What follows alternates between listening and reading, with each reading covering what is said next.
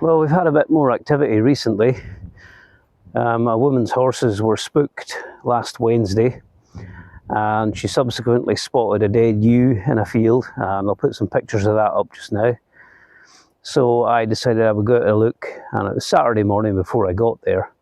The weather was horrendous, high winds and quite thick drizzle. And I spotted that carcass that she'd seen. But then in the next field along, I spotted a couple of gulls down at what was obviously a sheep lying on its side. So I thought I'd better have a look at that as well.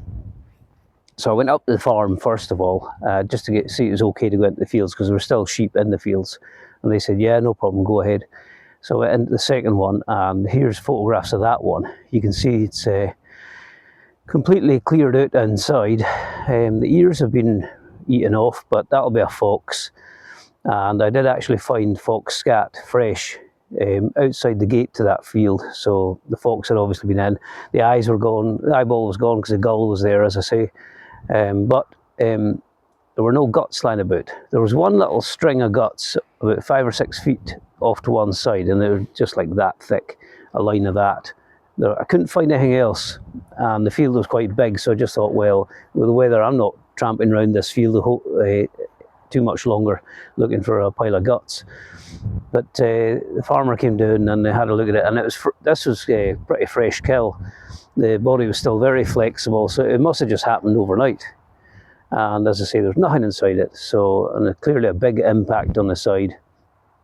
Will have been plucked off, and then it's been devoured. So I sent the photographs off. Rick Minter had a look at it, and he thinks a large carnivore, professional carnivore, I think was his words. So that's obviously, well, we know what did it, because we've seen examples of that before.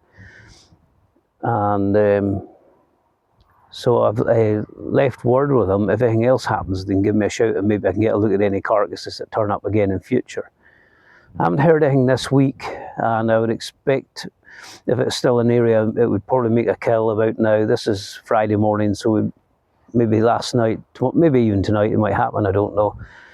But it's probably moved on from there, I would think.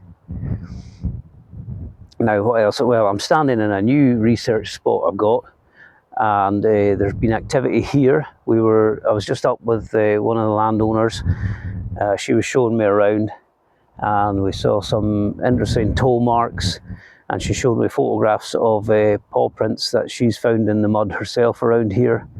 They previously lost lambs here and wildfowl as well. So I've been given free run of the land, and I can put cameras up wherever I like, and maybe we'll get something on the cameras. We can at least suss out what's going about here anyway.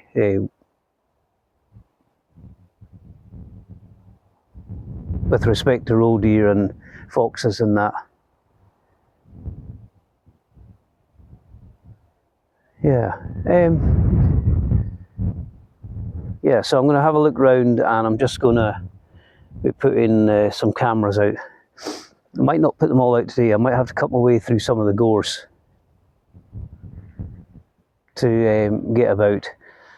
It's quite thick actually, but it's good to have free run of a piece of ground for research. And there's a bit more over that way. I'll maybe speak to that landowner and see if I can get in there as well. It's just open fields and bits of gorse and that. And I think there's a river in there as well. So that would be good to have a look around there too. But all I'm going to do now is put up some cameras, and then I'll probably leave. But I'm going to see someone close by who's also aware that I'm here today and wants to tell me some of their cat stories. So there seems to be quite a mine of information to be had around here. So that'll be quite good. So that's it for now, I think.